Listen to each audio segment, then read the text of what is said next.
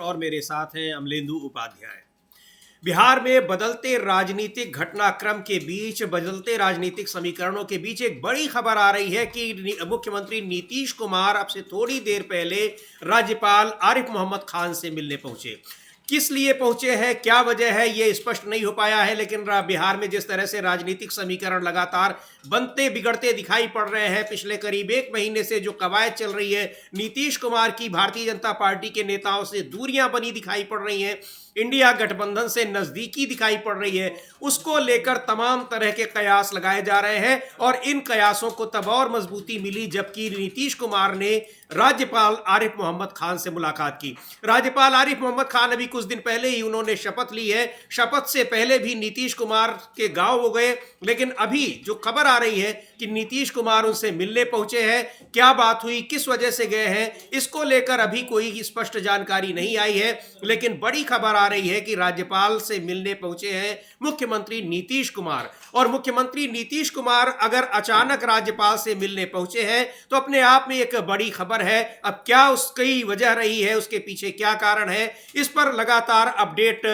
का हम इंतजार कर रहे हैं और अपडेट आते ही आपको सूचित करेंगे। लेकिन बड़ी खबर है कि नीतीश कुमार राज्यपाल से मिलने पहुंचे हैं पटना में अब से थोड़ी देर पहले। और बड़ी खबर एक ये भी है कि जनता दल यूनाइटेड की जो दूरियां भारतीय जनता पार्टी से बढ़ती दिखाई पड़ रही हैं, उसमें एक और डेवलपमेंट ये है कि ज्वाइंट पार्लियामेंट्री कमेटी जो वन नेशन वन इलेक्शन पर बनी है, उसकी पहली बैठक कल हुई और उस बैठक में जनता दल यूनाइटेड की तरफ से वन नेशन वन इलेक्शन का विरोध किया गया।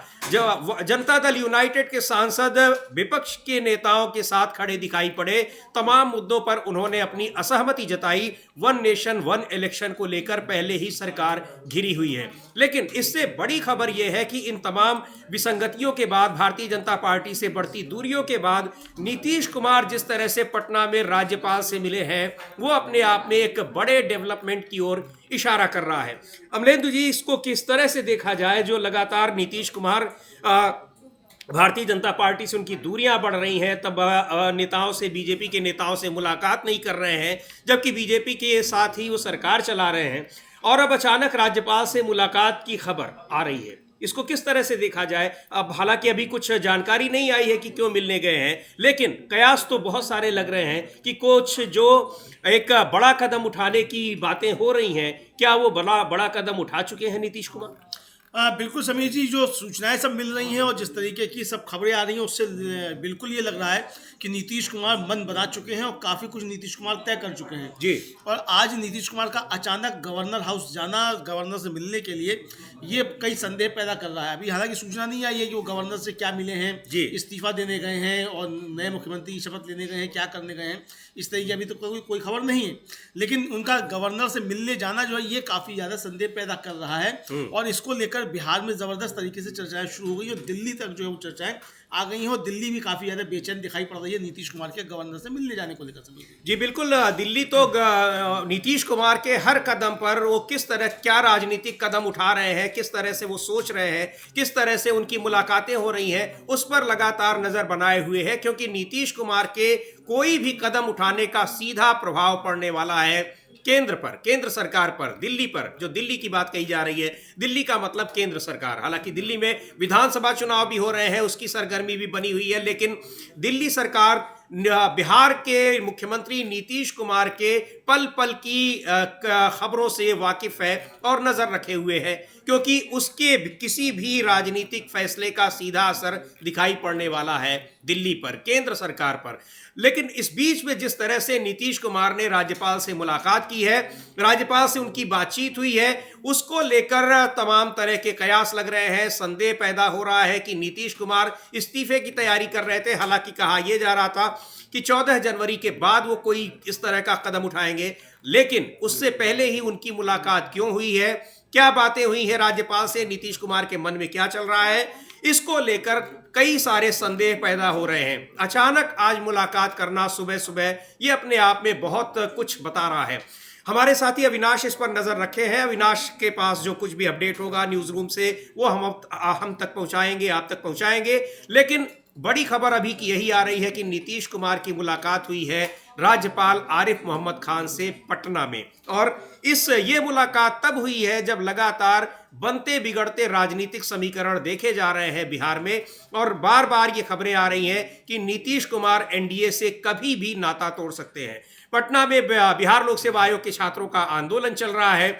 आंदोलन को लेकर जिस तरह से राजनीतिक समीकरण बन बिगड़ रहे हैं, नीतीश कुमार के प्रति हमदर्दी दिखाई पड़ रही है इंडिया गठबंधन के नेताओं की, नीतीश कुमार की दूरियां बनती जा रही हैं भारतीय जनता पार्टी के नेताओं के साथ, एनडीए के साथ। इन सारी चीजों को देखकर ये कहना बड़ा मुश्किल है कि नीतीश कुमार ने राज्यपाल से मुलाकात क्यों की है। लेकिन अपने आप में ये बड़ी खबर है इन आशंकाओं के बीच, इन कयासों के बीच कि नीतीश कुमार एनडीए से नाता तोड़ सकते हैं। नीतीश कुमार जब राज्यपाल आरिफ मोहम्मद खान से मिलने गए आज सुबह। हाँ बिल्कुल समीर जी, और ये खबर आ सकती है किसी भी समय कि नीतीश कुमार जो है वो उन्होंने भारतीय जनता पार्टी से नाता तोड़ दिया है। और आपको याद होगा समीर जी कि जब आरिफ मोहम्मद खान गवर्नर बनकर पहुंचे तो सबसे पहले वो नीतीश कुमार के साथ नीतीश कुमार के गाँव गए और सड़क मार्ग से गए, दोनों साथ साथ गए और शपथ लेने से पहले ही। और वहां से लौटते ही गवर्नर जो थे वो जाकर फिर लालू प्रसाद यादव से मिले, राबड़ी देवी से मिले और तेजस्वी यादव से मिले। यानी कि वो और आरिफ मोहम्मद खान पुराने जनता दल ही हैं और एक ही मंत्रिमंडल में नीतीश कुमार, लालू प्रसाद यादव और आरिफ मोहम्मद खान तीनों ने काम किया है जी। तो यानी पुराने संबंध तीनों के बीच में है। तो क्या आरिफ मोहम्मद खान भी इसमें बीच में कोई भूमिका निभा रहे हैं, इसको लेकर भी सवाल उठ रहे हैं। और इधर जिस तरीके से जिस दिन शपथ ग्रहण हुआ उसके बाद जब नीतीश कुमार से पूछा गया कि भाई आप को न्योता दिया है, लालू प्रसाद यादव ने कहा है कि दरवाजे खुले हैं, तो नीतीश कुमार ने तो सिर्फ हाथ जोड़े और कहा कुछ नहीं मुंह से। लेकिन आरिफ मोहम्मद खान तो उन्होंने आगे बढ़कर पत्रकारों से कहा कि भाई आज ओथ का दिन है, आज कोई राजनीतिक बात मत कीजिए। यानी उस दिन राजनीतिक बात की मनाही थी। आज जब नीतीश कुमार मिलने पहुंचे हैं गवर्नर से तो आज कोई राजनीतिक बात की मनाही नहीं है। इसका मतलब राजनीतिक चीजें बिहार में शुरू हो चुकी हैं और खिचड़ी का पर्व आने वाला है, खिचड़ी पक रही है। उसका इसका मतलब समझा जा सकता है ये कोई बड़ी घटना होने वाली है बिहार में। जी बिल्कुल बड़ी घटना होने वाली है। और ये माना जा रहा है कि क्या जो आरजेडी के नेता लालू यादव ने ऑफर दिया था नीतीश कुमार को कि उनके लिए दरवाजे खुले हैं इंडिया गठबंधन के, तो क्या अब वो ऑफर और नीतीश कुमार पिछले 1 महीने से जिस तरह से राजनीतिक गतिविधियों का नीतीश कुमार के भीतर जो राजनीतिक घटनाक्रम चल रहा है वो देखा जा रहा है, तो क्या अब वो सारी चीजें वो खबर पक चुकी है। नीतीश कुमार का अचानक राज्यपाल से मिलना बहुत कुछ बता रहा है। और क्यों मुलाकात हुई है, किस वजह से मुलाकात हुई है। हालांकि एक बात यह भी कही जा रही है कि शायद मंत्रिमंडल का विस्तार होना है, लेकिन अब कुछ महीने बचे हुए हैं, चुनाव होने हैं बिहार में आने वाले दिनों में। ऐसे में मंत्रिमंडल विस्तार की बातें कहां तक सही हैं कहां तक नहीं। खैर जो भी अपडेट होगा हम बताएंगे। जो बातचीत क्या हुई है नीतीश कुमार की और आरिफ मोहम्मद खान राज्यपाल के बीच, इसको लेकर अभी कोई विवरण नहीं आया है, कोई ब्यौरा नहीं आया है कि किस मुद्दे पर बातचीत हुई है। लेकिन नीतीश कुमार की राज्यपाल से अचानक मुलाकात बहुत कुछ कह रही है। ये आप देख सकते हैं विजुअल्स। नीतीश कुमार अपने सहयोगियों के साथ, काफिले के साथ जा रहे हैं राज्यपाल आरिफ मोहम्मद खान से मिलने गवर्नर हाउस में। और सुबह सुबह की ये घटना है आज। और पिछले कई दिनों से, लगभग 1 महीने से लगातार राजनीतिक घटनाक्रम बन रहे हैं और बिगड़ रहे हैं। ये घटनाक्रम तब से शुरुआत हुई है जब भारतीय जनता पार्टी के नेताओं ने यह संकेत देना शुरू कर दिया कि बिहार में जो आगामी विधानसभा चुनाव होने हैं उसमें नीतीश कुमार मुख्यमंत्री का फेस नहीं होंगे। अगर लड़ा भी गया चुनाव उनके फेस पर घोषित नहीं किया जाएगा और चुनाव के बाद गारंटी नहीं है कि सरकार बनने पर भी, एनडीए की सरकार बनने पर भी नीतीश कुमार को मुख्यमंत्री बनाया जाए। उसके बाद से ही नीतीश कुमार तमाम तरह के ऐसे संकेत दे रहे हैं, मुलाकातें कर रहे हैं, जिससे ये साफ साबित हो रहा है कि नीतीश कुमार एनडीए से अलग होने की तैयारी कर रहे हैं। और पिछले दिनों जिस तरह से उन्होंने दिल्ली में बीजेपी के नेताओं से बिना मुलाकात किए वो वापस पटना लौट आए 2 दिन रहने के बावजूद, लेकिन कांग्रेस पार्टी के नेताओं से उन्होंने मुलाकात की, उसको देखते हुए ये बात और स्पष्ट हो जा रही है कि नीतीश कुमार वास्तव में बीजेपी से दूरी बना ही नहीं चुके हैं, बल्कि एनडीए छोड़ने और इंडिया गठबंधन में शामिल होने का फैसला कर चुके हैं। हाँ बिल्कुल समीर जी, फैसला कर चुके हैं। और जिस तरीके से मिलने, और आपको याद होगा समीर जी जब उन्होंने पहले इंडिया गठबंधन छोड़ा था उस समय भी ये हुआ था कि एक दिन वो गवर्नर से अचानक मिलने चले गए थे। बिल्कुल। और फिर लौट के आ गए और फिर बताया गया कि साहब वो गवर्नर से मिलने जो थे गए थे मंत्रिमंडल के विस्तार की चर्चा करने के लिए। और मालूम पड़ा कि वो अगले फिर जो द्वारा गए तो जाकर अपना इस्तीफा दिया है और नई सरकार बनाने का दावा पेश करा है। और इस पर राहुल गांधी ने तंज भी कसा था कि वो गवर्नर भी हैरान रह गया कि वो द्वारा लौट के चले आए 15 मिनट में, तो क्या ये मफलर भूल गए थे। जी तो ये जो मफलर, तो नीतीश कुमार मफलर ऐसे ही नहीं भूलते हैं, हालांकि अभी उनके गले में मफलर था ऐसा बताया जा रहा है, तो मफलर अब वो भूल ना जाए, तो इसका मतलब ये समझा जा सकता है कि कुछ गड़बड़ चल रहा है बिहार में। और नीतीश कुमार का अचानक जो है पहुंचना राजभवन और राज्यपाल से मुलाकात करना, किसी भी मुख्यमंत्री का समीर जी राज्यपाल से मुलाकात करना कई संदेहों को जन्म दे देता है। हाँ, वो भी बिना प्रायर अपॉइंटमेंट के, पहले से या कोई बड़ी घटना हो रही हो, ये कानून व्यवस्था की ऐसी स्थिति खराब हो रही हो, विदेश से आए हैं मुख्यमंत्री लौटकर, तो देना हो, जानकारी देना हो, ऐसी बातों को अगर छोड़ दिया जाए तो राज्यपाल से मिलना इसलिए वो होता नहीं है। और ठीक है, अगर आपको करना भी है मंत्रिमंडल का विस्तार करने की अगर बातें जैसे कही जा रही है कि मंत्रिमंडल का विस्तार, लेकिन मंत्रिमंडल का विस्तार नहीं है, पहली तो बात ये है। करनी भी होती तो उसमें गवर्नर से कोई राय मशवरा नहीं करना होता। मंत्रिमंडल का विस्तार की बात होती तो जेपी नड्डा से मिलते, अमित शाह का दौरा रद्द हो गया तो अमित शाह का दौरा रद्द नहीं हुआ होता, नीतीश कुमार से मुलाकात होती, उसमें बात होती मंत्रिमंडल के विस्तार की, वो बात नहीं हुई। तो नीतीश कुमार जो आज गवर्नर से मिलने पहुंचे हैं, कोई बड़ा घटनाक्रम जो है वो बिहार में होने वाला है। बिल्कुल बड़ा घटनाक्रम होने वाला है, चूंकि घटनाक्रम की संभावना बहुत पहले से दिखाई पड़ रही है। लगातार ये बातें सामने आ रही हैं कि जिस तरह से समीकरण बन बिगड़ रहे हैं, राजनीतिक समीकरण, राजनीतिक नेताओं के बयान आ रहे हैं अलग अलग पार्टियों के, और जिस तरह से भारतीय जनता पार्टी के नेताओं से नीतीश कुमार की दूरी दिखाई पड़ रही है, तो इसी की संभावना दिखाई पड़ रही थी कि नीतीश कुमार बीजेपी से अलग होने का, एनडीए से अलग होने का फैसला कर चुके हैं। लेकिन अब अचानक मुलाकात करना राज्यपाल से, ये बहुत कुछ कह रहा है। अविनाश कुछ जानकारी लेकर आए हैं, और अविनाश ही ये लगातार इस बात को बता रहे हैं कि 14 जनवरी के बाद नीतीश कुमार बड़ा फैसला करने वाले हैं। तो अविनाश, क्या नीतीश कुमार ये बताने गए थे कि हम 14 जनवरी को बड़ा फैसला करने वाले हैं, या कोई और कारण हो सकता है अचानक राज्यपाल से मिलने का, मुख्यमंत्री का, क्या इसकी वजह हो सकती है? हाँ, नीतीश कुमार अचानक आज सुबह पहुंचे हैं, कोई करीब 15 मिनट तक राज्यपाल के साथ उनकी मुलाकात चली है जी। अब कई बातें तो कही जा रही हैं कि नीतीश कुमार क्या इस्तीफा देने के लिए जा रहे थे, या कोई दूसरी चीज है कि कुछ कह रहा है कि मंत्रिमंडल विस्तार की बात चल रही है, राज्यपाल से समय मांगा गया है कि भाई वो किस समय फ्री है। तो क्योंकि अभी उन्होंने नए शपथ लिए, तो संभवतः वो कहीं बाहर भी जा सकते हैं, क्योंकि अभी वो कुछ समय पहले तक केरल के राज्यपाल थे जी। तो इस चक्कर में, क्योंकि जब वो आए थे, शपथ ग्रहण भी नहीं हुआ था, उससे पहले भी नीतीश कुमार उनसे मिलने के लिए जा चुके हैं। तो लेकिन सबसे बड़ी बात ये आ रही है कि एक दिन पहले ही वन नेशन वन इलेक्शन को लेकर बैठक होती है, और वन नेशन वन इलेक्शन की जो समिति बनी है, उसमें जेडीयू की तरफ से संजय झा मेंबर है, और अब तक यह माना जा रहा था कि संजय झा बीजेपी के करीब है। लेकिन जिस तरीके से पिछले करीब 20-25 दिन के अंदर अंदर जो घटनाक्रम चल रहा है, उसके बाद ये लग रहा है कि भले ही नीतीश कुमार इस समय जो कुछ बोल रहे हो, क्योंकि जो उनके बयान हमेशा एक अलग दिशा में जाते हैं और नीतीश कुमार काम दूसरी दिशा में करते हुए दिखाई देते हैं जी। तो अब तक ये लग रहा था कि संजय झा बीजेपी के साथ में जो एक कड़ी है नीतीश कुमार की, उसको जोड़े रखते हैं। लेकिन जिस तरीके से संजय झा ने वन नेशन वन इलेक्शन की मीटिंग में सवाल उठाए हैं सरकार पर, उससे साफ हो गया है कि भाई जो कड़ी थी वो कड़ी टूट चुकी है एक तरीके से देखा जाए तो अब, क्योंकि एक तो संजय झा अपना दौरा बीच में रद्द कर लौट कर आए थे अमेरिका से, तो जाहिर सी बात है कि जो दूरियां बढ़ रही हैं, जिसको लगातार बोला जा रहा है कि 14 तारीख से और 18 तारीख के बीच में कुछ बड़ा होने की जो संकेत मिल रहे हैं, उसका एक जो उदाहरण हम आज देख रहे हैं कि नीतीश कुमार आज राजभवन भी गए हैं। अब इसके पीछे जो भी कुछ है वो जल्दी निकलकर सामने आ जाएगा। और जब संजय झा से सवाल किया गया कि भाई आज नीतीश कुमार राजभवन गए, तो इसके पीछे रीजन क्या है, सवाल उठ रहे हैं कि आप 14 तारीख के बाद निकलने वाले हैं, तो उन्होंने बोला हाँ निकलने वाले हैं। फिर उनको लगा कि शायद हम कुछ गलत बोल गए, फिर बोला नहीं हम लोग एक यात्रा पर निकलने वाले हैं, 15 तारीख से हम यात्रा शुरू कर रहे हैं। तो जाहिर सी बात है कुछ ना कुछ तो चल रहा है, इसीलिए जो जेडीयू के नेता इस समय प्रेस से बचने की भी कोशिश कर रहे हैं। तो और बिल्कुल अविनाश, अभी जब यात्रा की आपने बात की तो मुझे याद आया कि यात्रा में भारतीय जनता पार्टी के सांसद उससे दूरी बना रहे हैं नीतीश कुमार की यात्रा से। हाँ, कुछ जो मंत्री हैं वो पहुंच भी रहे हैं, लेकिन वो काफी दबाव में पहुंच रहे हैं। और उसके बाद जिनको बुलाया जा रहा है, जैसे हाजीपुर की घटना आपको बता, हाजीपुर में बुलाए गए थे, तीनों सांसद बुलाए गए थे एनडीए गठबंधन के, क्योंकि तीनों जो वहां के हाजीपुर के जो रीजन है उसके आसपास में जो 3 सीटें लोकसभा की आती है, तीनों ही सीटें एनडीए के पास में।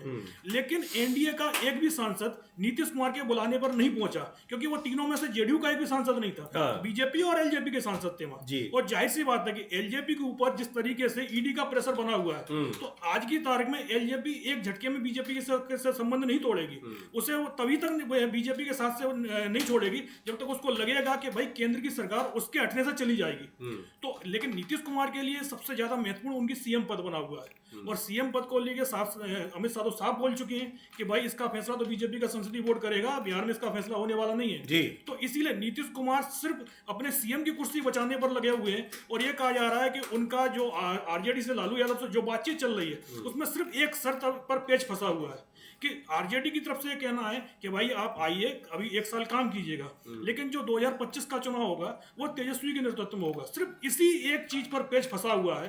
नीतीश का कहना ये है कि नहीं, जो चुनाव होना है वो हमारे नेतृत्व में होना है। और जेडीयू की तरफ से तो लगातार जो बैनर पोस्टर आप देख रहे हैं लगा हुआ है कि 2025 से 2030 एक बार फिर नीतीश। तो इसी पर एक मुद्दा एक फंसा हुआ है, पेच फंसा हुआ है। और संभवतः जो 18 तारीख को लालू यादव ने बैठक बुलाई है वो इसीलिए बुलाई गई है कि भाई कि क्या नीतीश के नेतृत्व में हम लोगों को जाना चाहिए कि नहीं जाना चाहिए। और अगर इस पर मोहर लग जाती है तो आप मान के चलिएगा कि 18 तारीख को बिहार में शायद सरकार भी बदल जाए। बहुत बहुत धन्यवाद अविनाश, आप लगातार इस पर नजर रखे हुए हैं और जैसे ही बातचीत का ब्यौरा मिलता है आप जरूर बताइएगा। तो अभी जो बड़ी खबर आ रही है कि नीतीश कुमार की मुलाकात हुई है बिहार के राज्यपाल से आरिफ मोहम्मद खान से। आरिफ मोहम्मद खान से उनकी 15 मिनट तक मुलाकात हुई। किस मुद्दे पर चर्चा हुई इसका ब्यौरा अभी नहीं आया है, इस पर अभी जानकारी नहीं आई है, लेकिन बड़ी खबर है कि नीतीश कुमार आज अचानक बिहार के गवर्नर आरिफ मोहम्मद खान से मिलने पहुंचे। और यह महत्वपूर्ण इस मायने में यह मुलाकात है क्योंकि पिछले करीब 1 महीने से जिस तरह से नीतीश कुमार राजनीतिक अपने बदलाव के संकेत दे रहे हैं उससे यह लग रहा है, उस अगर दृष्टिकोण से देखा जाए तो बहुत ही महत्वपूर्ण मुलाकात इसको कहा जा सकता है।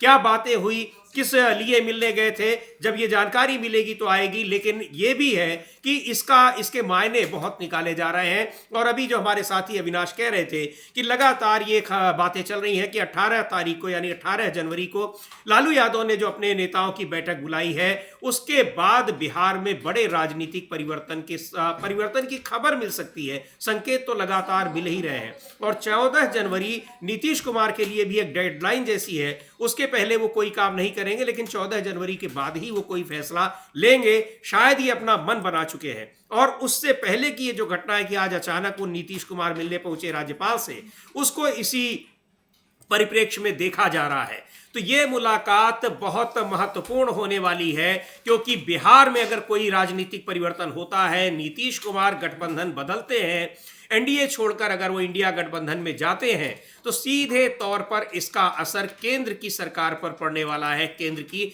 एनडीए सरकार पर पड़ने वाला है। और जिस तरह से नीतीश कुमार के सांसद और जेपीसी में जो वन नेशन वन इलेक्शन पर जो संयुक्त संसदीय समिति है उस पर जिस तरह से एनडीए का विरोध कर रहे हैं, मुखालफत कर रहे हैं, उसको देखते हुए भी बहुत महत्वपूर्ण है कि किस तरह से जनता दल यूनाइटेड की यानी नीतीश कुमार की पार्टी की दूरी भारतीय जनता पार्टी से बढ़ गई है, साफ दिखाई पड़ रही है। अमलेंदु जी, बिल्कुल समीर जी, साफ बढ़ गई है। और जिस तरीके की आशंकाएं जताई जा रही थी कि साहब अगर नीतीश कुमार पलटी मारेंगे तो बीजेपी उनके सांसद तोड़ लेगी, संजय झा के जरिए और नरेंद्र सिंह के जरिए काम किया जा रहा है, उन पर भी एक तरीके से पूर्ण विराम लग गया है। चूंकि वन नेशन वन इलेक्शन पर जो बैठक हुई, जेपीसी की बैठक हुई, और उसमें जनता दल यू की तरफ से ही सबसे पहले जो थे इस वन नेशन वन इलेक्शन पर सवाल उठाए गए और ये कहा गया कि ये जो संघात्मक ढांचा है संविधान का उसके खिलाफ है। और ये सवाल उठाया गया कि भाई ये बताइए कि बीच में अगर कोई सरकार गिर जाती है किसी राज्य की, तब फिर वन नेशन वन इलेक्शन का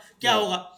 तो ये बहुत सारे सवाल जनता दल यू की तरफ से ही उठाए गए और इस पे आपत्ति जताई गई। और 18,000 पन्नों की रिपोर्ट जो थी वन नेशन वन इलेक्शन की दी गई। अब जाहिर सी बात है कि 18,000 पन्नों की report one nation one election की पढ़ने के लिए लोगों को समय भी चाहिए तो अभी लंबा समय लगेगा, लेकिन समय तो चाहिए। अमलेंदु जी, कल जो देखा गया कि उसमें जिस सूटकेस में भरकर रखा गया था वो सांसद उठा नहीं पा रहे थे, वो इतना बड़ा, पहले तो समझ में नहीं आया कि ये लोग क्या लेकर जा रहे हैं, कोई गिफ्ट मिला है इनको या क्या मिला है। बाद में पता चला कि ये तो 18 पन्नों की वो रिपोर्ट है, 18,000 पन्नों की, माफ कीजिएगा जी। बिल्कुल समीर जी, 18,000 पन्नों का मतलब आप समझ लीजिए कि जो 500 पेज का एक जो रिम आता है A4 साइज का, वो लगभग 2.5 किलो का होता है जी। तो 500 पन्ने का अगर 2.5 किलो का है तो 1,000 पन्ने हो गए 5 किलो के, तो 18 मतलब ये जाकर कितना बैठेगा ये, इसको देखिए। तो जाहिर बात है एक व्यक्ति से उठने का नहीं है। तो इतनी बड़ी रिपोर्ट पढ़ने के लिए लोगों को समय भी चाहिए, लेकिन उस रिपोर्ट पर सबसे पहला सवाल जो है वो जनता यू की तरफ से आया है। और जेपीसी में ये भेजा गया समीर जी जिस समय, इससे पहले जेडीयू जो था वही वक्फ बिल को भिजवा चुका है जेपीसी में। जेपीसी में। तो यानी एक अब देखा जाए तो खुलकर नीतीश कुमार अब भारतीय जनता पार्टी के खिलाफ खड़े होते हुए नजर आ रहे हैं। इसका मतलब अब यही है बिल्कुल कि आज उनका गवर्नर से मिलना और उससे पहले कल जेपीसी की बैठक में जेडीयू की तरफ से आपत्तियां उठाया जाना, ये साफ संकेत मिल रहे हैं कि 14 जनवरी आते आते बिहार में कोई बहुत बड़ा खेल होने जा रहा है। और इस खेल को रोक पाना अब नरेंद्र मोदी या अमित शाह के बस में नहीं है। जिस तरीके से कल मीडिया के जरिए खबरें फैलाने की कोशिश की गई कि साहब वो शरद पवार टूट रहे हैं और शरद पवार अजीत पवार की पार्टी में जा रहे हैं, वो सब इसका मतलब समीर जी अब समझ में आया कि भारतीय जनता पार्टी को एहसास है कि नीतीश कुमार कोई खेल करने जा रहे हैं। तो उसने ये डैमेज कंट्रोल करने की, नैरेटिव का डैमेज कंट्रोल करने की कोशिश की ताकि नीतीश कुमार किसी दबाव में आ जाए। लेकिन ये उल्टा असर जो नीतीश कुमार के ऊपर हुआ है बीजेपी के इस डैमेज कंट्रोल का। नीतीश कुमार ने आज गवर्नर से मिलकर बीजेपी को साफ संकेत दे दिया है कि नीतीश कुमार कुछ बड़ा करने जा रहे हैं। जी बिल्कुल, और इसके संकेत लगातार मिल रहे हैं किस तरह से तमाम मुद्दों पर जनता दल यूनाइटेड यानी नीतीश कुमार की पार्टी एनडीए से असहमति जता रही है, भारतीय जनता पार्टी से असहमति जता रही है। उसकी वजह से दूसरी पार्टियां भी जो एनडीए की हैं वो उसके खिलाफ है, इसलिए कई फैसले बदलने पड़े। लेकिन पिछले कुछ दिनों के करीब महीने भर के जो घटनाक्रम हम देख सकते हैं उससे ये साफ दिखाई पड़ रहा है कि जनता दल यूनाइटेड पूरी तरह से बगावती तेवर अपनाए हुए है। और इसको सबसे ज्यादा जो एक इसमें ट्रिगर पॉइंट इसको देखा जाए तो गृह मंत्री अमित शाह का वो बयान है जो उन्होंने राज्यसभा में बाबा साहब डॉक्टर भीमराव अंबेडकर के बारे में कहा। उसके बाद से एनडीए के घटक दलों में जबरदस्त नाराजगी है। और गृह मंत्री के जो एक बीजेपी के अध्यक्ष जेपी नड्डा के यहाँ जो बैठक बुलाई गई 25 दिसंबर को, उसमें भी नहीं पहुंचे नीतीश कुमार, उसमें कई और नेता भी नहीं पहुंचे। उसमें यह दबाव डाला गया, उस गृह मंत्री अमित शाह खुद मौजूद थे, दबाव डाला गया कि एनडीए के घटक दल इस मुद्दे पर बीजेपी का समर्थन करें, अमित शाह का समर्थन करें। लेकिन उस मुद्दे पर किसी भी घटक दल का समर्थन नहीं हासिल हो पाया बीजेपी को। और अब जब नीतीश कुमार ये खबरें मिल रही हैं कि वो एनडीए से अलग हो सकते हैं, तब कई घटक दलों के इस नीतीश कुमार को फॉलो करने की संभावना बढ़ गई है, लगातार दिख रही है। खुद बिहार में ही जो एलजेपी है, लोक जनशक्ति पार्टी, चिराग पासवान की पार्टी, वो भी एनडीए से अलग होने का रास्ता तलाश रही है। और उधर तेलुगु देशम पार्टी भी। तो लगातार ये जो खबरें चल रही थी, आज उसको एक बड़ा कह लीजिए कि एक उसका समर्थन दिखाई पड़ रहा है, यानी एविडेंस मिल रहा है कि नीतीश कुमार अचानक राज्यपाल से मिलने पहुंच रहे हैं। और लगातार ये जो क्रोनोलॉजी की बात हो रही है कि नीतीश कुमार जब पाला बदलते हैं तो यही सारे समीकरण दिखाई पड़ते हैं, वही समीकरण दोहराते हुए दिखाई पड़ रहे हैं इस बार भी, अब भी। और 14 जनवरी की जो डेडलाइन है बहुत मायने रखती है। क्या होने वाला है? बहुत कुछ होने वाला है। और जो कुछ भी होने वाला है, यानी नीतीश कुमार बीजेपी से अलग हो सकते हैं, एनडीए से अलग हो सकते हैं, पुख्ता प्रमाण इसके इस बात से अब मिल रहे हैं कि अचानक नीतीश कुमार पहुंचते हैं राज्यपाल से मिलने गवर्नर हाउस। हाँ बिल्कुल बिल्कुल बिल्कुल, आपने सही कहा कि ये जो है वो गवर्नर हाउस में मिलने पहुंचे हैं, ये बहुत बड़ा संकेत दे रहा है। और ये साफ तौर पे समझा जा सकता है कि ये संकेत जिस तरीके के नीतीश कुमार की तरफ से मिल रहे हैं, इससे भारतीय जनता पार्टी में काफी ज्यादा बेचैनी दिखाई पड़ रही है। और नीतीश कुमार ने एक तरीके से देखा जाए खुलकर बगावती तेवर जो अपना लिए हैं। और दिल्ली में कल जिस तरीके से जेपीसी में जेडीयू ने सवाल उठाए और आज नीतीश कुमार गवर्नर से बिना किसी कार्यक्रम के अचानक मिलने पहुंच गए, ये साफ संकेत है इस बात के कि नीतीश कुमार कुछ बहुत बड़ा करने बिहार में जा रहे हैं। और भारतीय जनता पार्टी उससे घबराई हुई है। समीर जी, इसका मतलब कि जो बीजेपी के सूत्र जेडीयू में हैं और नीतीश के नजदीकी हैं, उनको ये खबर पहले से थी कि नीतीश कुमार कुछ बड़ा करने जा रहे हैं। इसीलिए अमित शाह का दौरा जो था वो रद्द कराया गया। क्योंकि अगर अमित शाह होते, और ये संभावना थी भी जताई जा रही है कि नीतीश कुमार प्रेस के सामने अमित शाह से कहते कि आपने बाबा साहब डॉक्टर भीमराव अंबेडकर का जो अपमान किया है उसके लिए माफी मांगिए और इस्तीफा दीजिए।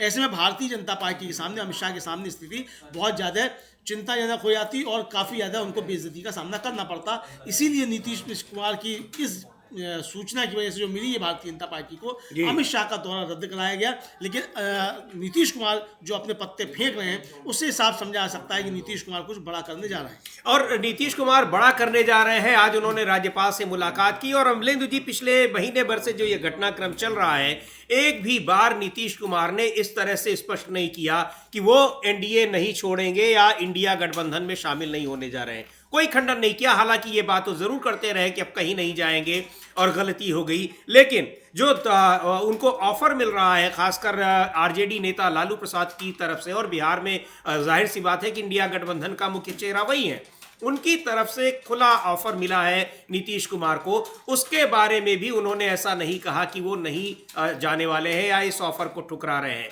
तो बहुत कुछ होने की संभावना दिख रही है और इन संभावनाओं को आज मजबूती मिल रही है जब नीतीश कुमार मिलने पहुंच रहे हैं राज्यपाल से गवर्नर हाउस में, आरिफ मोहम्मद खान से। कुछ दिन पहले ही आरिफ मोहम्मद खान ने शपथ ली है केरल से, यहाँ केरल के राज्यपाल थे और अब बिहार के राज्यपाल बनाए गए हैं।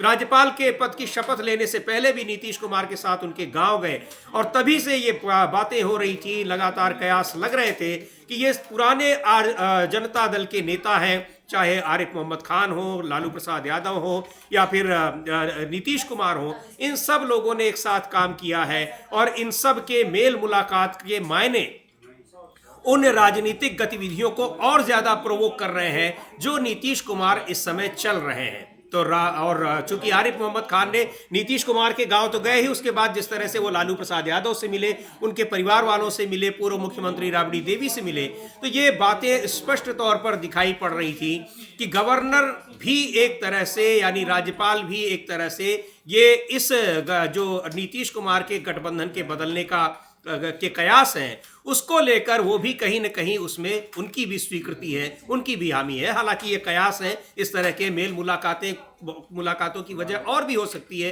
पुराने साथी हैं, नेता हैं, पूर्व मुख्यमंत्री हैं लालू प्रसाद यादव, तो उनसे मिलने जाना शपथ से पहले ये कोई बहुत आश्चर्यजनक बात नहीं है, लेकिन ये कयास लग रहे हैं। और अब जिस तरह से राज्यपाल से मिलने नीतीश कुमार पहुंच रहे हैं, उससे ये साफ दिख रहा है कि नीतीश कुमार जो एक महीने से जिस तरह के समीकरण या जो रणनीति बना रहे थे, जिस तरफ वो बढ़ रहे थे, उस दिशा में पूरी तरह वो बढ़ चुके हैं। अब केवल घोषणा बाकी है। आज जब मिले हैं राज्यपाल से तो ये माना गया पहले कि शायद इस्तीफा देने ही जा रहे हैं, लेकिन अब तक कोई बात निकल कर नहीं आई है कि किस वजह से गए हैं। और इससे ठीक एक दिन पहले जब जेपीसी की बैठक नई दिल्ली में हो रही है, वहां जेडीयू के सांसद एनडीए के विरोध में दिखाई पड़ रहे हैं। एनडीए के विरोध में जेडीयू का रुख पहले भी रहा है, जब से ये नई सरकार बनी है। अल्पमत वाली एनडीए की सरकार, बीजेपी अल्पमत में है, उसमें तभी से जेडीयू का रुख जो है वो एनडीए के तमाम फैसलों के विरोध में रहा है और इसी वजह से कई फैसलों को जेपीसी को देना पड़ा या वापस लेना पड़ा है एनडीए सरकार को। लेकिन यह बहुत महत्वपूर्ण घटनाक्रम है जब नीतीश कुमार मिलने पहुंचे हैं राज्यपाल आरिफ मोहम्मद खान से। और इसके साथ एक और महत्वपूर्ण सूचना है समीर जी। वो महत्वपूर्ण सूचना ये है कि जनता दल यू के प्रदेश के मुख्य प्रवक्ता हैं नीरज कुमार। हाँ जी। कल ही जनता दल यू ने घोषणा की थी कि आज सुबह 9:30 बजे नीरज कुमार एक फेसबुक और सोशल मीडिया लाइव करेंगे, पत्रकारों से बातचीत करेंगे और जो स्वयंभू ज्ञानी होने का दावा करते रहे हैं उनकी पोल खोलेंगे। यानी ये उनका इशारा तेजस्वी यादव की तरफ था। नीतीश कुमार गवर्नर से मिलने जाने का कार्यक्रम अचानक बनता है और नीरज कुमार की वो प्रेस वार्ता और फेसबुक लाइव कैंसिल हो जाती है, स्थगित कर दिया जाता है, वो कैंसिल हो जाता है। वो स्वयंभू ज्ञानियों की पोल नहीं खोलेंगे। अब ये क्या इशारा है समीर जी? अब ये तो जिनको इस पे कुछ लगता है कि नहीं है, वो लोग बताएं इसका क्या इशारा है। ये बिल्कुल नीतीश कुमार का अचानक कार्यक्रम बनता है गवर्नर से मिलने का और नीरज कुमार की जो 9:30 बजे प्रस्तावित थी फेसबुक लाइव और प्रेस वार्ता, वो स्थगित हो जाती है। ये क्या संकेत है समीर जी? बिल्कुल ये क्या संकेत है। और देखा जाए क्रोनोलॉजी की, एक तरफ जनता दल यूनाइटेड विरोध कर रहा है वन नेशन वन इलेक्शन का, और दूसरी तरफ जनता दल यूनाइटेड के प्रवक्ता और आरजेडी नेताओं के खिलाफ, उन्होंने स्पष्ट नहीं किया लेकिन ऐसा माना जा रहा है कि उनके खिलाफ एक फेसबुक लाइव कर रहे हैं। इधर नीतीश कुमार राज्यपाल से मिलने जाते हैं और उनका फेसबुक लाइव का कार्यक्रम स्थगित हो जाता है, निरस्त हो जाता है। बहुत कुछ ये कह रहा है और जो बड़े संकेत अभी तक मिल रहे थे उनको बहुत मजबूती मिली है आज इस बात से कि नीतीश कुमार की मुलाकात हुई है राज्यपाल आरिफ मोहम्मद खान से। बड़े संकेत ये मिल रहे थे अभी तक के जो राजनीतिक घटनाक्रम थे कि नीतीश कुमार एनडीए से नाता तोड़ सकते हैं और इंडिया गठबंधन में शामिल हो सकते हैं। हम उन पिछले कुछ दिनों पहले के उन ट्वीट्स को दिखाएंगे आपको, कांग्रेस पार्टी के नेताओं के, जिसमें उन्होंने बीपीएससी के छात्रों पर जो लाठीचार्ज हुआ, उनके ऊपर पानी की बौछारें की गई, आंदोलन स्थल से उनको हटाने की कोशिश की गई।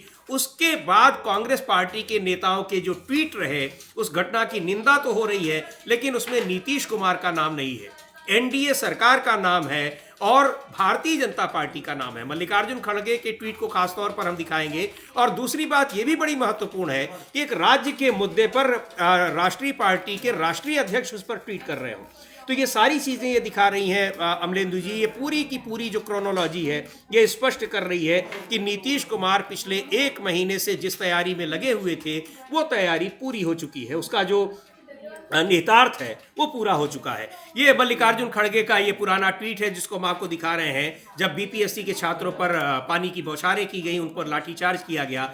मल्लिकार्जुन खड़गे लिख रहे हैं कि बीपीएससी अभ्यर्थियों पर बिहार की एनडीए सरकार द्वारा बर्बरतापूर्वक लाठीचार्ज व अमानवीय अत्याचार, पेपर लीक और धांधली को छिपाने के लिए किया गया है।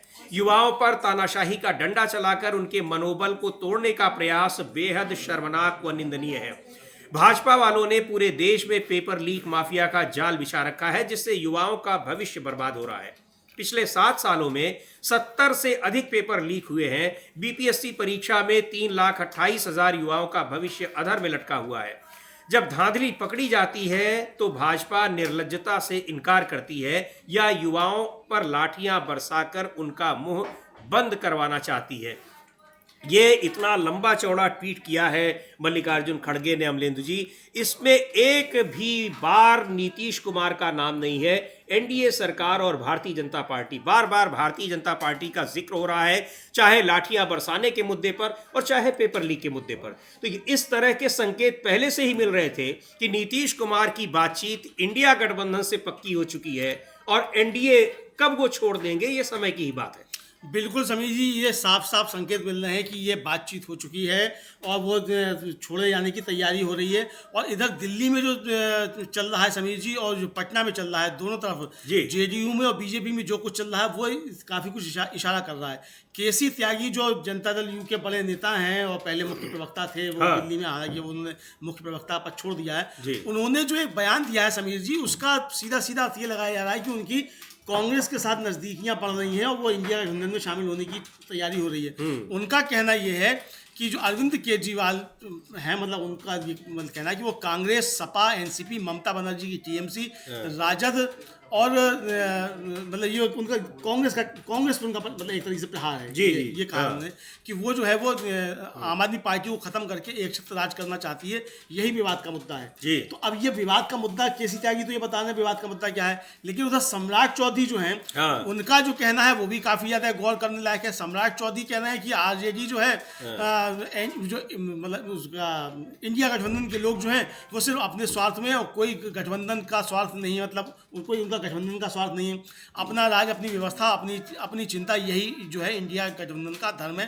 कांग्रेस पार्टी अपनी चिंता करती है, राजद अपनी चिंता करती है। अब ये इस तरह की बातें कर रहे हैं, लेकिन नीतीश कुमार गवर्नर से मिलने गए हैं, इस पर सम्राट चौधरी की अभी तक प्रतिक्रिया नहीं आई है। बिल्कुल बीजेपी की किसी नेता की प्रतिक्रिया भी नहीं आई है, किसी की कोई प्रतिक्रिया नहीं आई है संजय झा को लेकर। और कल जेडीयू ने जिस तरीके से, और नीतीश कुमार के अपने दोनों डिप्टी को भी लेकर नहीं गए, अकेले मुलाकात, हालांकि उनके साथ बहुत से और लोग गए, अकेले मुलाकात की है, डिप्टी को साथ में लिए गए। और जाहिर सी बात है समीर जी कि अगर जब नीतीश कुमार इससे पहले भी जब गए थे गवर्नर से मिलने, जब इंडिया गठबंधन में थे, तब भी अपने डिप्टियों को साथ में नहीं ले गए थे।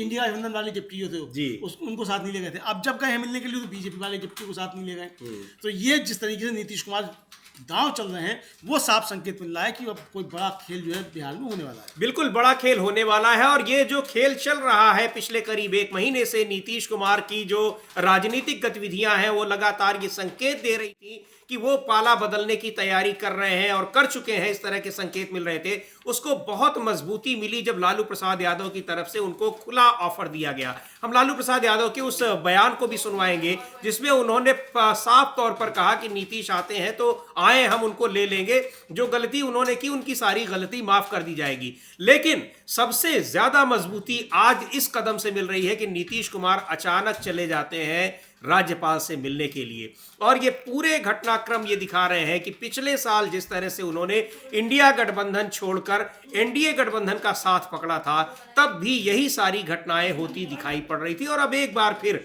वो सारे घटनाक्रम उसी तरीके से बिल्कुल उसको फॉलो करते हुए दिख रहे हैं। ने तो लालू यादव के उस बयान को भी सुनवाएंगे, लेकिन महत्वपूर्ण बात यह है कि नीतीश कुमार अब राज्यपाल से मिलकर आए हैं। क्या उन्होंने बात की, क्या मकसद था, क्यों मिलने गए, क्या यही रहा जो पिछले एक महीने से वो जो कुछ तैयारी कर रहे थे, क्या उसकी सूचना देने गए थे, या फिर मंत्रिमंडल के विस्तार की बात कर रहे थे? अमलेंदु जी, मंत्रिमंडल के विस्तार की बात उतनी समझ में नहीं आती है।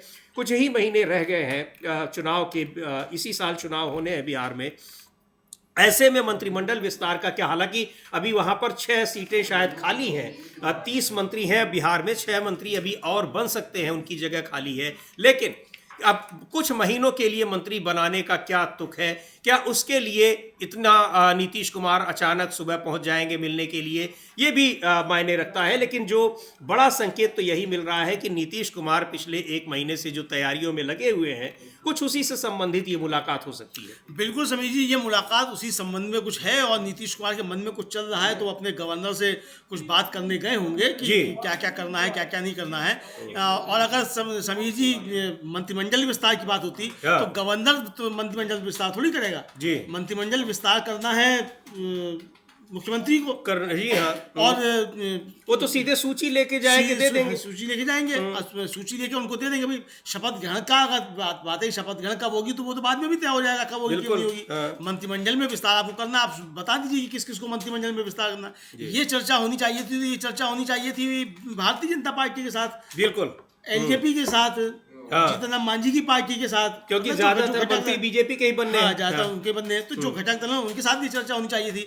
तो घटक दलों से चर्चा ना करके नीतीश कुमार अगर मिलने पहुंच जा रहे हैं गवर्नर से, तो ये तो सीधे सीधे संकेत मिल रहे हैं कि नीतीश कुमार कुछ गड़बड़ करने जा रहे हैं भारतीय जनता पार्टी के साथ। जी बिल्कुल, नीतीश कुमार गड़बड़ करने जा रहे हैं, क्या करने जा रहे हैं? और ये पिछले एक महीने से कवायद चल रही है।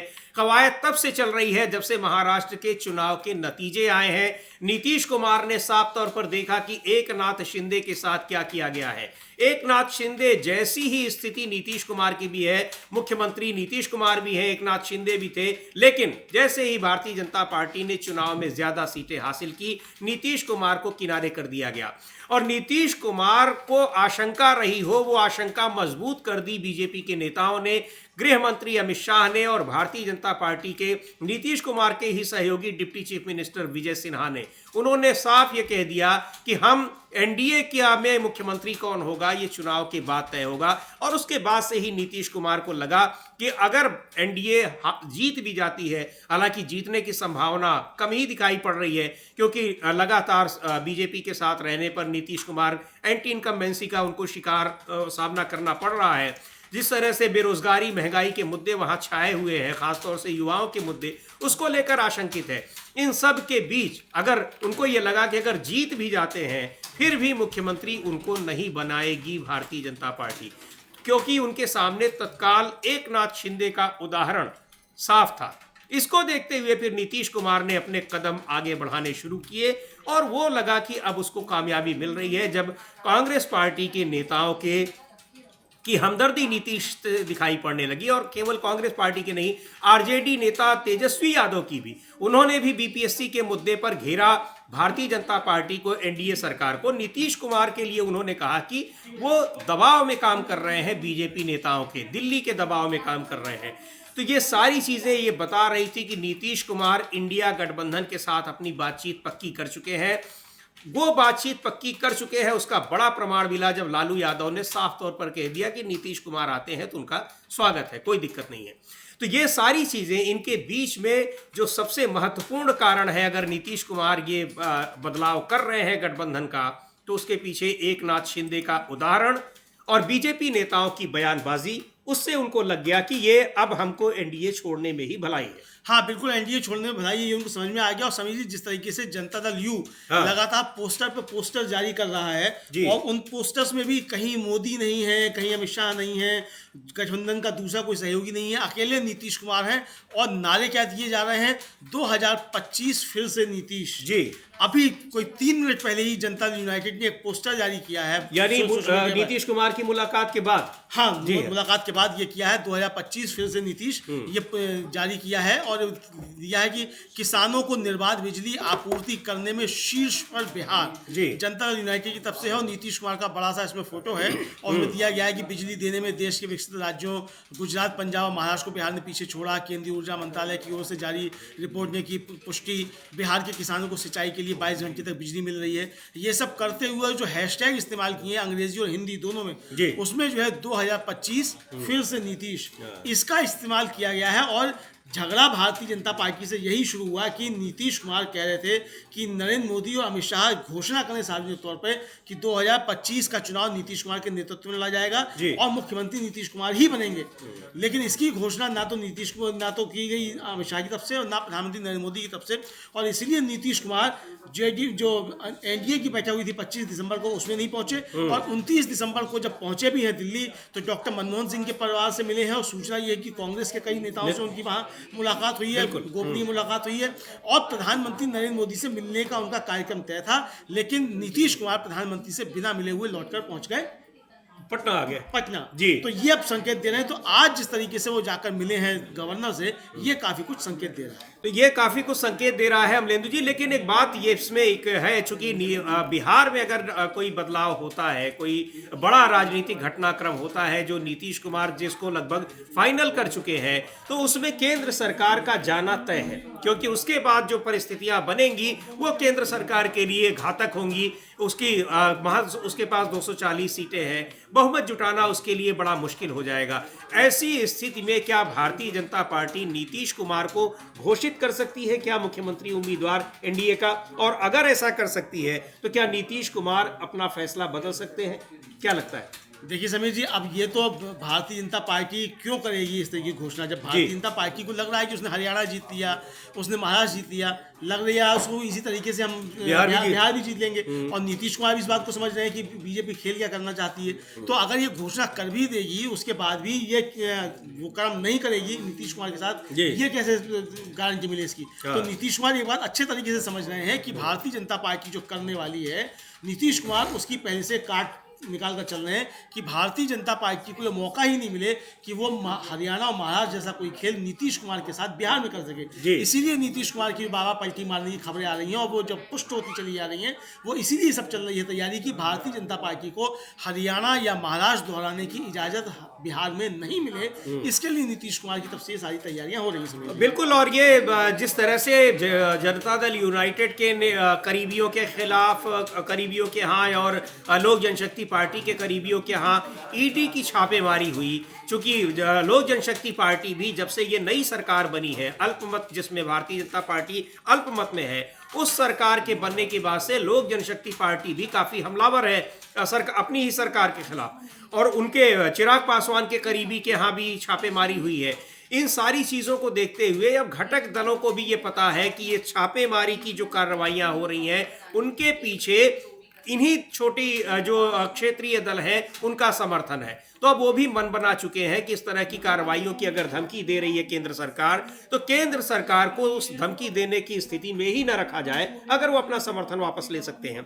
तो यही बात कही जा रही है कि नीतीश कुमार अगर समर्थन वापस लेते हैं तो लोक जनशक्ति पार्टी का उससे अलग होना तय है। और लोक जनशक्ति पार्टी अगर अलग होती है तो एक नाथ शिंदे की पार्टी और फिर तेलुगु देशम पार्टी, यानी भारतीय जनता पार्टी एनडीए में अल्पमत में आ जाएगी और सरकार का गिरना तय है। लोक जनशक्ति पार्टी क्यों ऐसा करेगी, इसके संकेत एक तो ईडी की छापेमारी जो हुई, हुलास पांडे के यहाँ चिराग पासवान के बहुत करीबी हैं, और दूसरी बात ये कि चिराग पासवान की तेजस्वी यादव से मुलाकातें हो रही हैं इस बीच, और जो दूरियां थीं चिराग पासवान और नीतीश कुमार की, वो दूरियां भी कम होती दिखाई पड़ रही हैं। तो ये सारे समीकरण ये बता रहे हैं कि एनडीए गठबंधन से नीतीश कुमार का अलग होना तय है और इंडिया गठबंधन में जाना तय है। अमलेती? हाँ बिल्कुल समीर जी, ये बिल्कुल एकदम साफ दिखाई पड़ रहा है कि ये तय है। और जिस तरीके से आपने भी जिक्र किया कि हुलास पांडे के घर पर जिस तरीके से ईडी की छापेमारी हुई, नीतीश कुमार के नजदीकी आईएएस अफसर संजीव हंस के ऊपर ईडी की छापेमारी हुई, उनकी संपत्तियां कुछ अटैच की गई, तो ये सारे संकेत जो है इसने और नीतीश कुमार और चिराग पासवान को और पास में ला दिया। दूसरा, चिराग पासवान भुगत चुके हैं पहले ही। नीतीश कुमार के साथ भी भारतीय जनता पार्टी 2 बार ये खेल करने वाली थी, एक बार जीतनराम मांझी के जरिए, दूसरी बार आरसीपी सिंह के जरिए। बिल्कुल। लेकिन नीतीश कुमार ने दोनों बार जो था वो मतलब इस शह और मात के खेल में नीतीश कुमार ही भारी पड़ते दिखाई पड़ रहे हैं। हाँ, इसमें लगातार भारी पड़ते दिखाई पड़ रहे हैं। और अभी भी जो खेल शुरू हुआ है समीर जी, वो खबरें ये आना शुरू हुई कि भारतीय जनता पार्टी नीतीश कुमार के सांसद तोड़ सकती है। महाराष्ट्र चुनाव के बाद जो थी ये खबरें बहुत तेजी से आई। जैसे ही खबरें आना शुरू हुई तभी नीतीश कुमार सक्रिय हो गए और तुरंत नीतीश कुमार ने डैमेज कंट्रोल किया और उल्टा दांव भारतीय जनता पार्टी में चल दिया। अब खबर यह है कि भारतीय जनता पार्टी के कई बड़े नेता नीतीश कुमार के संपर्क में हैं। यहाँ तक चर्चा है कि वो जो सम्राट चौधरी वो भी नीतीश कुमार के संपर्क में हैं। विदेश से आते ही संजय झा सम्राट चौधरी से जाकर मिले थे, आपको याद होगा।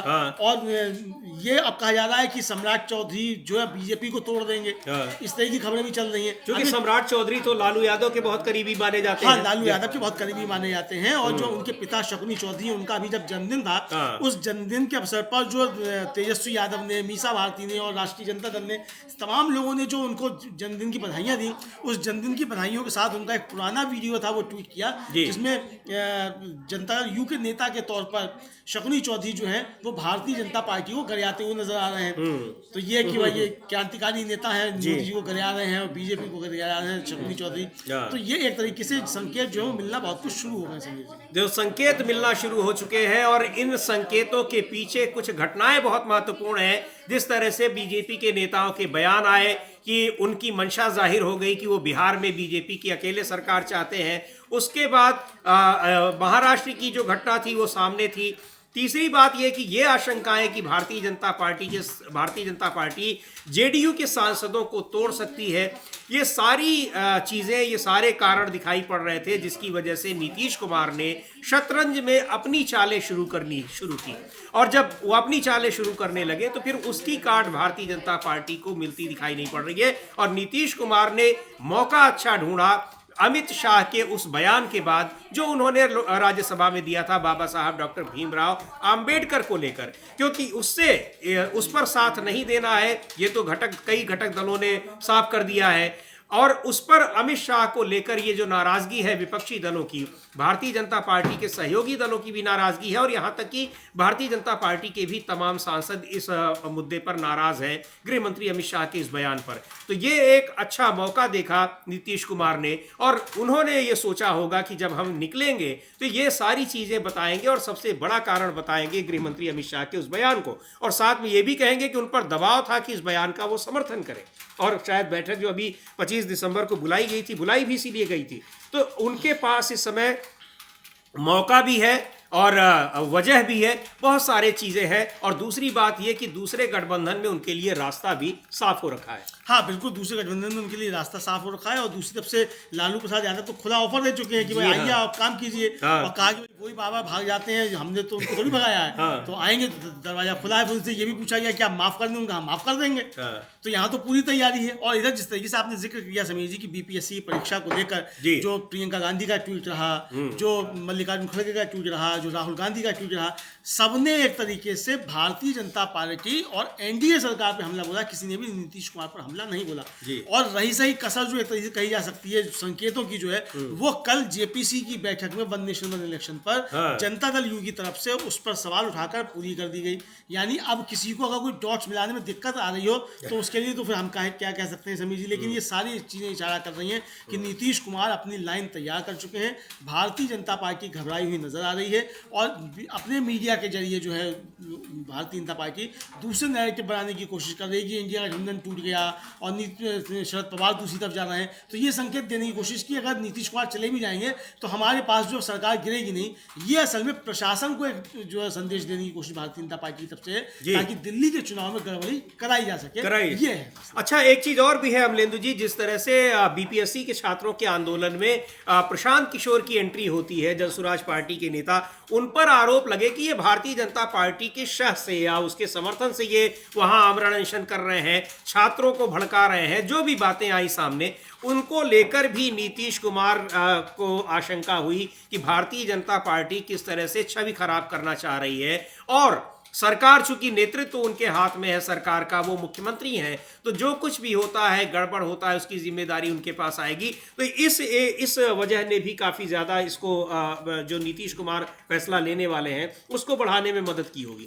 हाँ बिल्कुल समझिए, नीतीश कुमार को फैसला लेने में मदद मिली, और जिस तरीके से प्रशांत किशोर वहाँ डटे और प्रशांत किशोर ने वहाँ नेता बनने की कोशिश की, तो नीतीश कुमार की समझ में आ गया कि चूंकि अच्छा नीतीश कुमार तो जानते हैं प्रशांत किशोर को अच्छे से, चूंकि वो खुद ही कह चुके हैं कि भाई अमित शाह ने स्कूल था बनवाया था, कुछ नहीं है, जाने क्या क्या बातें वो सब उनकी पार्टी में शामिल कराया था, पार्टी में शामिल कराया था, राष्ट्रीय उपाध्यक्ष भी बनवाया था।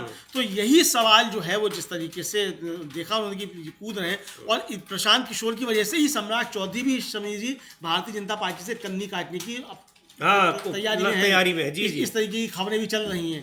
तो अब सम्राट चौधरी के मन की बात क्या हो तो सम्राट चौधरी जाने क्या मन की बात है, लेकिन प्रशांत किशोर की एंट्री जो है वो भारतीय जनता पार्टी ने लाया तो इसलिए था कि वो तेजस्वी को नुकसान पहुंचाएंगे, जो एंटी बीजेपी वोट है या एंटी नीतीश वोट है उसमें सेंधमारी करेंगे तो नुकसान इंडिया गठबंधन को होगा, महागठबंधन को होगा। लेकिन इससे अब नुकसान जो भारतीय जनता पार्टी को होता हुआ नजर आ रहा है, क्योंकि बीजेपी के नेता भी सतर्क हो गए हैं कि ये चाहते तो नरेंद्र मोदी के, कल को भारतीय जनता पार्टी की अगर कोई स्थिति बनती भी है तो नंबर प्रशांत किशोर का लग जाएगा जी।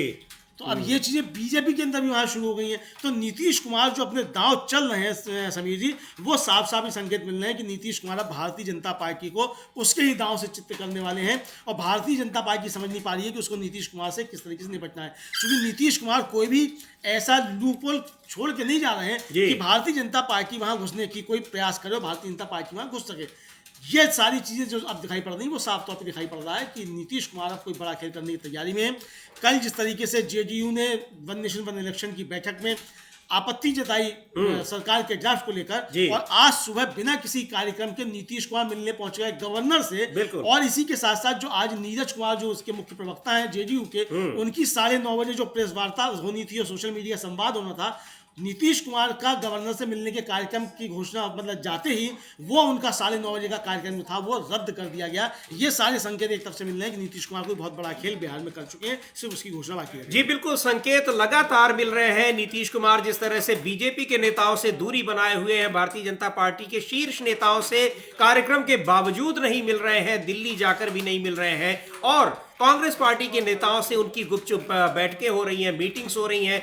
आरजेडी नेता की तरफ से, आरजेडी के शीर्ष नेता लालू प्रसाद यादव की तरफ से उनको खुला ऑफर मिल रहा है कि आप इंडिया गठबंधन में आइए। तो संकेत तो इन सारी चीजों से मिल ही रहे थे, और अब जिस तरह से अचानक नीतीश कुमार पहुंचे हैं गवर्नर के यहाँ, राज्यपाल से मिलने पहुंचे हैं, 15 मिनट तक उनसे बातचीत की है, उससे ये कयास अब पुष्ट होते जा रहे हैं। अभी तक जो अनुमान लगाए जा रहे थे अब वो साफ दिखाई पड़ रहे हैं कि बिल्कुल नीतीश कुमार जो जिस राजनीतिक बदलाव की कोशिश कर रहे थे उसको अंजाम दिया जा चुका है। उसकी घोषणा कब होती है कब नहीं होती है देखने की बात है।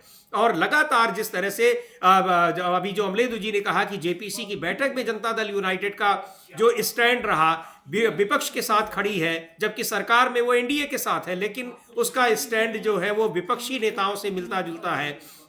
वही स्टैंड है वन नेशन वन इलेक्शन को लेकर जो विपक्ष का है। तो इस मुद्दे पर जिस तरह से उन्होंने आंख दिखाई है भारतीय जनता पार्टी को, ये साफ कर दिया है कि इस पर हमारा समर्थन नहीं है। वक्फ संशोधन विधेयक पर साफ कर दिया था कि इस पर हमारा समर्थन नहीं है। ऐसे कई मुद्दे हैं जिस पर साफ कर दिया जनता दल यूनाइटेड ने कि उसका सरकार को समर्थन नहीं है। अमित शाह ने जो बयान दिया राज्यसभा में बाबा साहब डॉक्टर भीमराव अंबेडकर को लेकर, उस पर भी साफ कर दिया कि इस पर हमारा स्टैंड आपसे मिलता जुलता नहीं है। नीतीश कुमार तो उस बैठक में गए ही नहीं। अमित शाह को पटना में अपना कार्यक्रम इसलिए रद्द करना पड़ा ताकि नीतीश कुमार से अगर उनसे मिलने नहीं आते हैं, नीतीश कुमार से मुलाकात नहीं होती है, तो इसका संदेश बहुत गलत जाएगा। लेकिन संदेश जो जाना था वो जा चुका, और नीतीश कुमार जो फैसला लेने वाले थे अब साफ तौर पर दिख रहा है कि वो फैसला लिया जा चुका है।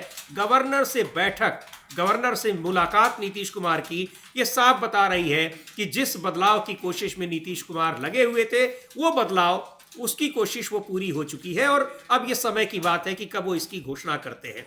तो बहुत देखने वाली इसमें बात है, लेकिन लगातार जो बीपीएससी के छात्रों के आंदोलन में इंडिया गठबंधन के नेताओं का जो सॉफ्ट कॉर्नर नीतीश कुमार के प्रति दिखाई पड़ रहा था, उससे ये साफ हो गया कि नीतीश कुमार इंडिया गठबंधन में अगर जाते हैं तो उनके लिए दरवाजे खुले हैं। हालांकि बाद में लालू यादव ने उसको साफ ही कर दिया कि दरवाजे उनके लिए खुले हुए हैं। हाँ बिल्कुल, दरवाजे खुले हुए हैं, ये एकदम साफ है। और नीतीश कुमार भी उन दरवाजों का इंतजार कर रहे थे खुले हो। हाँ। बस केवल घोषणा बाकी रह गई। नीतीश कुमार भी जो है वो क्विट आउट करने का एनडीए से प्लान पूरा तैयार कर चुके हैं। और ये सारे समीकरण जो हैं और सारी जो घटनाक्रम है समीर जी, ये इसकी तरफ इशारा कर रहे हैं कि नीतीश कुमार कोई बहुत बड़ी तैयारी जो है वो कर चुके हैं और भारतीय जनता पार्टी को जोर का झटका धीरे से देने की तैयारी नीतीश कुमार ने कर ली है। और हम फिर याद दिलाना चाहेंगे कि जब इंडिया गठबंधन में नीतीश कुमार हुआ करते थे, तब भी वो जब गवर्नर से मिलने गए तो चर्चाएं हुई, बहुत शुरू हो गई थी। उसके बाद लौट के आ गए तो बताया गया स्वयं के साथ मंत्रिमंडल विस्तार की चर्चा करने के लिए गए हैं। लेकिन उसके बाद जब दोबारा गए तो मालूम पड़ा कि जेब में 2 पत्र लेके गए,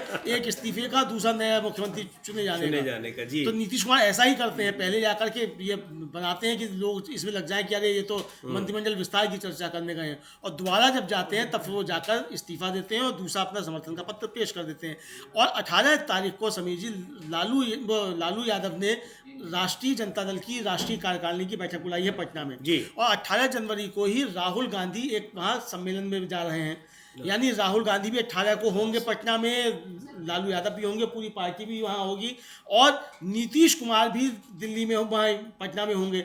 तो हो सकता है 18 तारीख को ही कोई बड़ा खेल हो जाए, उसकी घोषणा हो जाए।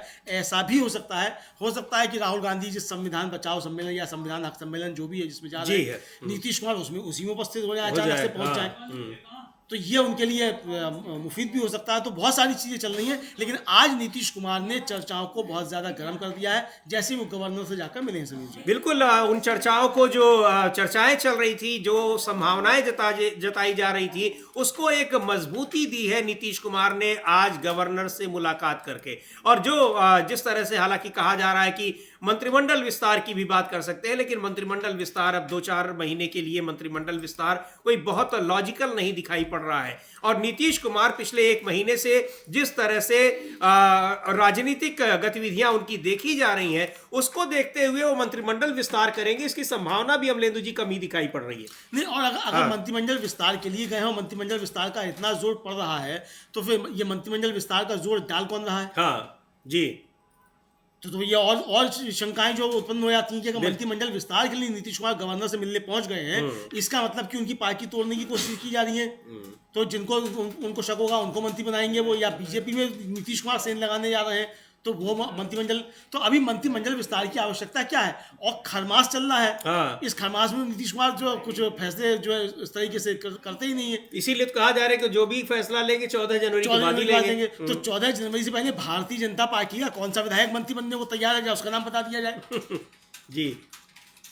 तो ये जो, इसलिए मंत्रिमंडल विस्तार की कोई बात ही नहीं है, वो सीधा समीकरण सेट करने गए हैं कि किस तरीके से उनको क्विट करना है, गवर्नर की उसमें क्या भूमिका होगी। उनके पुराने मित्र हैं गवर्नर, तो सारी चीज़ें सेट करने गए होंगे। ये हो सकता है, बहुत सारी चीज़ें हो सकता है, जो हो सकता है कि चीज़ें हैं उनमें, लेकिन जो संकेत मिल रहे हैं समीर जी, वो साफ तौर पर संकेत मिल रहे हैं कि नीतीश कुमार बड़ी तैयारी अब कर चुके हैं। भारतीय जनता पार्टी पटना से लेकर दिल्ली तक अब हिलती हुई नजर आ रही है। और भारतीय जनता पार्टी के लिए जो सबसे बड़ा संकट होगा, अगर नीतीश कुमार ये जो जिस कदम को की बात हो रही है, अगर वो कदम उठा रहे हैं, अगर वो फैसला ले रहे हैं कि केंद्र की बीजेपी सरकार, जो एनडीए सरकार है बीजेपी के नेतृत्व वाली, उस पर बड़ा खतरा आ सकता है, क्योंकि उसके पास सिर्फ 293 सांसद हैं, यानी महज 20-21 सांसदों का बहुमत उसके पास है। नीतीश कुमार, लोक जनशक्ति पार्टी और एकनाथ शिंदे के साथ अगर तेलुगु देशम पार्टी भी अलग हो जाती है, तो सरकार का बचना मुश्किल हो जाएगा। और इसके संकेत दिखाई पड़ रहे हैं। नीतीश कुमार से गठबंधन के घटक दलों की जो नजदीकियां हैं, और जो उस तरह से जब से नीतीश कुमार लगातार बीजेपी से दूरी बना रहे हैं, तो नई जो गठबंधन के घटक दल हैं, जो अभी तक बीजेपी के खिलाफ नहीं जा रहे थे, वो भी लगातार बीजेपी के खिलाफ खिलाफ जाते हुए दिखाई पड़ रहे हैं। बड़ा उदाहरण अमलेंदु जी इसका उत्तर प्रदेश में देखने को मिल रहा है। हालांकि उत्तर प्रदेश में जो गठबंधन के घटक दल हैं उनके पास सांसदों की संख्या उतनी ज्यादा नहीं है, लेकिन मायने रखती है उनकी भी जो दूरियां दिखाई पड़ रही हैं वो इस संदर्भ में मायने रखती हैं कि अगर बड़े घटक दल अलग हो जाते हैं तो छोटे घटक दलों को अलग होने में बहुत देर नहीं लगेगी। निश्चित तौर पर भारतीय जनता पार्टी का शीर्ष नेतृत्व इस बात से हैरान है, परेशान है। हाँ बिल्कुल समीर जी, भारतीय जनता पार्टी का शीर्ष नेतृत्व तो परेशान है क्योंकि उनकी दिलचस्पी बिहार में कम और केंद्र की सरकार बचाने की ज्यादा है। और वो जो बिहार में भी जो सब करना जा रहे थे तो वो इसीलिए करने जा रहे थे, जो चर्चाएं चल रही, तोड़फोड़ करना चाहते थे ताकि दिल्ली में उनकी सरकार जो है वो स्थिर रहे और दिल्ली में जो है वो अपना 272 का आंकड़ा अपने दम पर पार कर लें।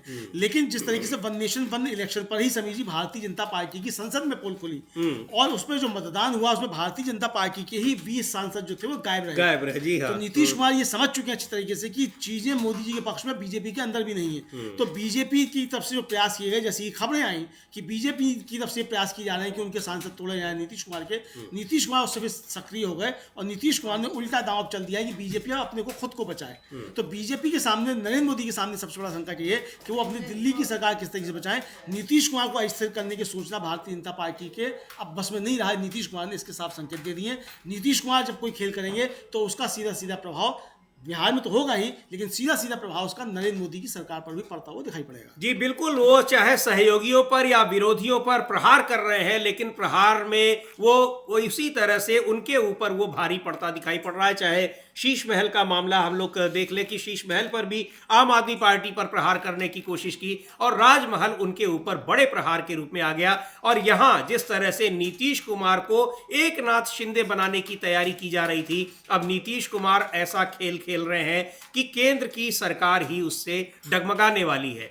क्या होता है कि इसको देखने वाली बात है, लेकिन इन सारी राजनीतिक परिस्थितियों के बीच, राजनीतिक घटनाक्रम के बीच जिस तरह से नीतीश कुमार ने आज गवर्नर आरिफ मोहम्मद खान से मुलाकात की है, उसके मायने दूर तक निकाले जा रहे हैं।